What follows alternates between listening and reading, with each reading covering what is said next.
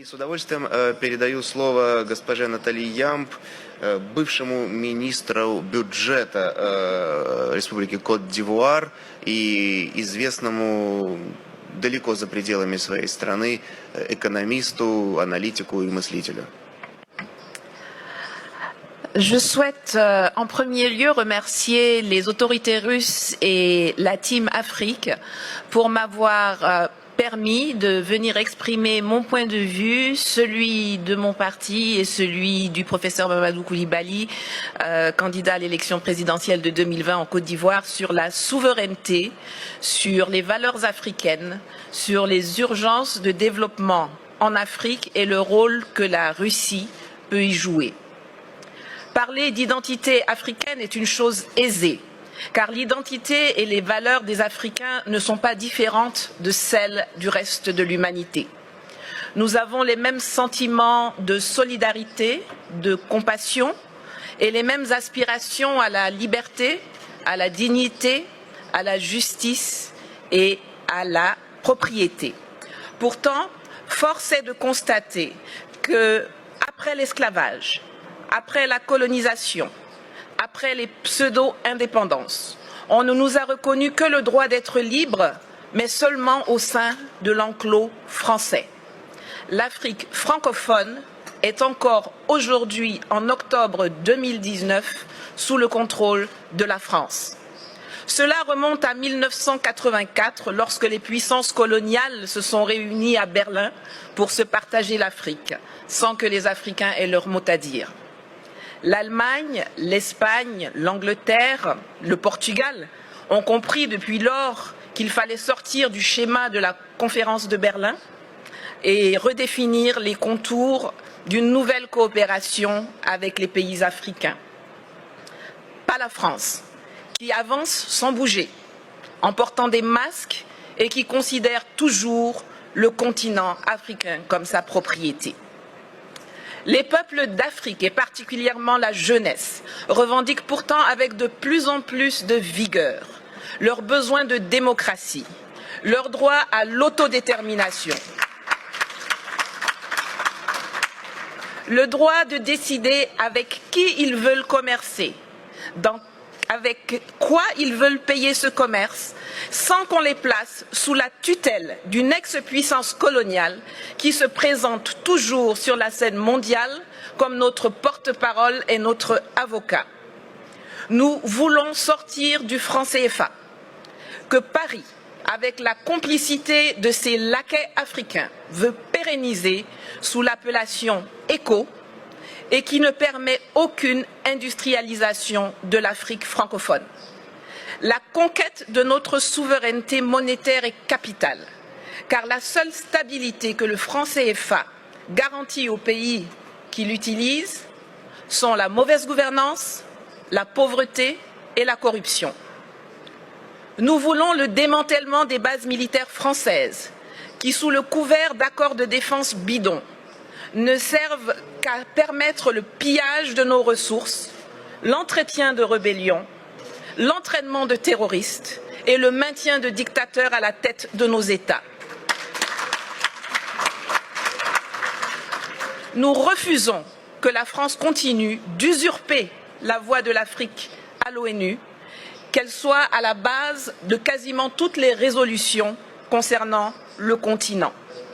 Les pays d'Asie ont appris à commercer avec les investissements directs étrangers, alors que nous, on nous saoule avec l'aide publique au développement. Résultat, aujourd'hui, eux, ils sont BRICS et émergents, et nous, nous sommes des mendiants qui sommes très fiers d'être qualifiés de pays pauvres très endettés.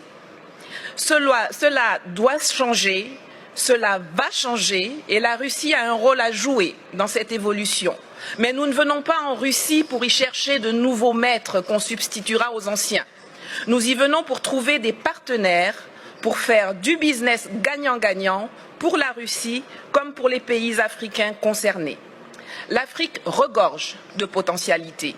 Mes prédécesseurs l'ont déjà dit, il y a une population qui grandit, dont 60% à moins de 30 ans, une position géostratégique, d'immenses ressources minières, naturelles, agricoles et surtout humaine. Sur le plan militaire, la présence de la Russie, qui n'y a pas de tradition coloniale, peut permettre de rééquilibrer les choses dans les pays francophones. Et je crois que l'exemple centrafricain dont Madame la ministre de la Défense pourrait mieux nous entretenir est l'un des plus parlants. En Côte d'Ivoire, nous avons par exemple un énorme besoin de formation militaire et de restructuration de l'armée. Sur le plan économique, la promesse de Sochi doit être celle de la rupture avec le huis clos actuel appauvrissant où la France semble avoir verrouillé les domaines de l'eau, de l'électricité, des routes, des ponts, des ports, par des monopoles protégés par les gouvernements respectifs ou par des passations de marché de gré à gré sans appel d'offres, pour que nous puissions enfin nous diriger vers une ouverture de l'économie à tous, notamment aux industries et entreprises russes, dans les secteurs agricoles, miniers, énergétiques, de la transformation industrielle, de l'éducation, de la formation, il y en a plein.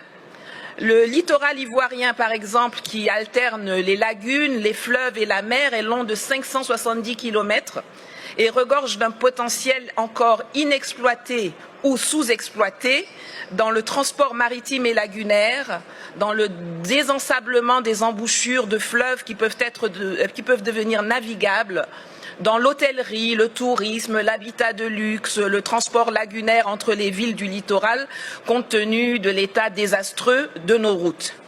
Enfin, sur le plan politique et diplomatique, le monde et la Russie doivent cesser de nous voir à travers les lunettes déformantes du storytelling méprisant, mensonger et négationniste de la France, qui nous assujettit. L'Afrique n'a pas besoin de tuteurs à l'ONU, l'Afrique n'a pas non plus besoin de nouveaux propriétaires, mais la Russie y a sa place comme un partenaire dans une logique de Commonwealth, d'enrichissement partagé, de collaboration vivifiante et innovante entre les secteurs privés respectifs. Le monde bouge, les lignes évoluent. L'année prochaine, 2020, est celle d'élections présidentielles au Togo, au Burkina Faso, au Niger, en Centrafrique, en Guinée et en Côte d'Ivoire, pour ne parler que de l'Afrique francophone.